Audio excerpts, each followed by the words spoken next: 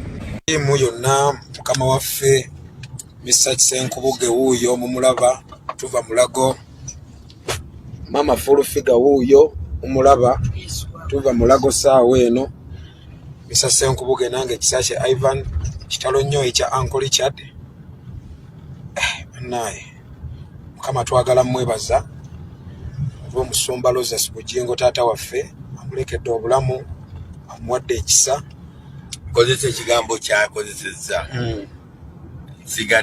asigaddewo olw'ekisa kya Katonda kyokka tewali kirala kyokka omutemu abadde azze na bumalirivu ng'ayagala bulamu bwa musumba naye tusaasidde nnyo famire ya mukozi munnaffe Richard agenze okubeera ne mukama waffe God to be with the Lord mama full figure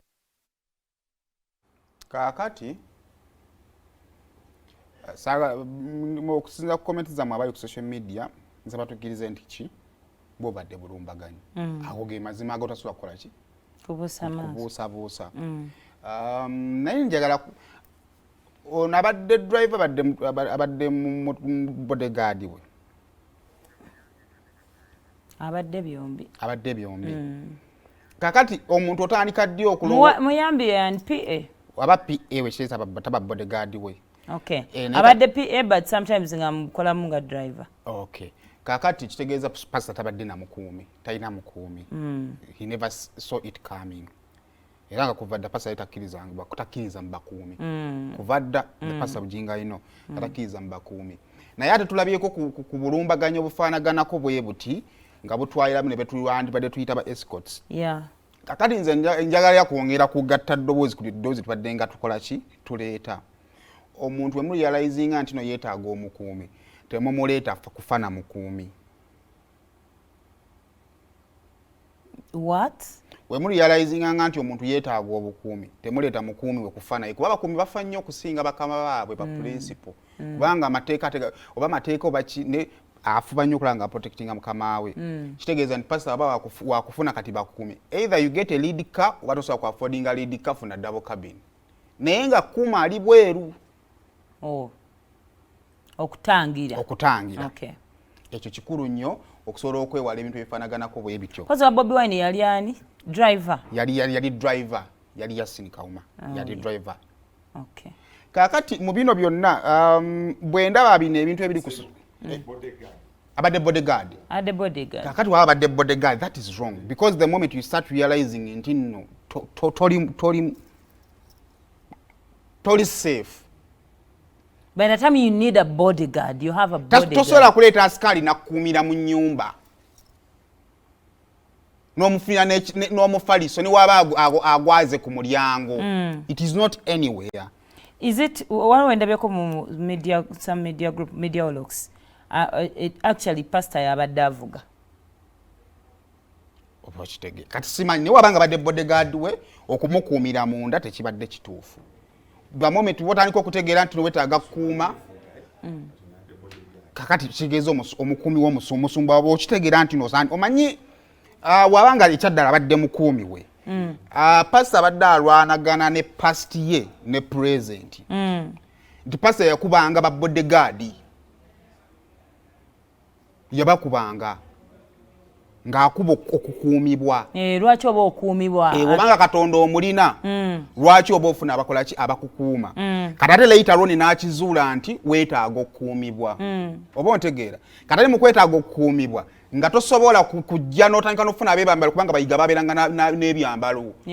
Gende owakakanda obeebambala. Because people could notice them. Nagamba gwagamba otya. Ojja kusanga tiimu ya Pastor Kayanja SFC era obalaba mugundi abe gye bakuumiramu n'omanya nti yono. Kati n'amuleeta ndowooza nga amudisguise nga mukuumi we. Muyambi we.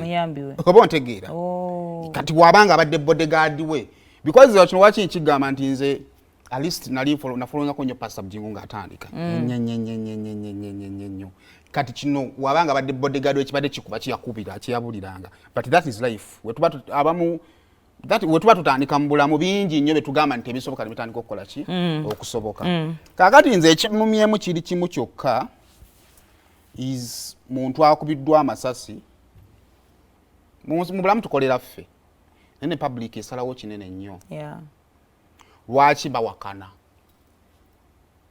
tusobola bayita abalalu the public tusobola bayita abalalu tusobola bayita kyonna kyetukola ki kyetwagala naye wakati mu mbeera eno gye tulimu nga Katonda nga Mwami Ssenkulu bw'agambye nti amuwadde omukisa omulala njagala tubeeko n'ekirala kyetukola ki kyetulowoozaako. Pastor gwe tulina kati si gwe twalina. We can serve the government naye ne tugiservinga mu butuufu bwayo. Oba ontegeera.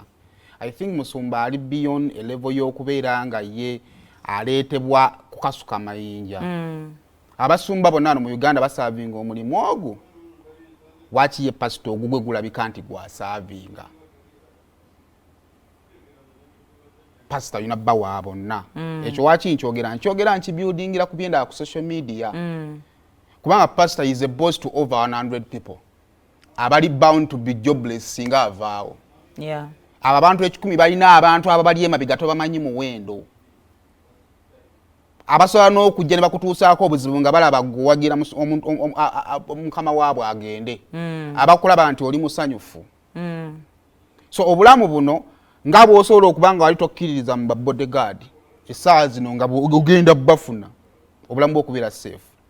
Nsaba ne buno budoddemu olowooze Bugingo gwe nalina yali mubi. Yali mukambwe naye ng'ate ategeerekeka. Yali mukambwe no si mukambwe. Yali mukambwe naye ate ng'ategeerekeka. Naye ono ayina engeri gyakakkanyiziddwa to one extent nti ekimuguddeko ku position gya occupyinga mu ggwanga muno. N'otunula ne ku feedback ey'abantu abamu tekigwanidde. Kubibaddewo because twaganye ne tutunuulira Ismail Mulemirembe. Ismail bwafa bingi nnyo bye twagamba oba kivudde wano oba kivudde wano. What could be the reason? Tewali kubanga bye twandowooza ebyandibadde bikubya pastor byandibadde byamukubya dda.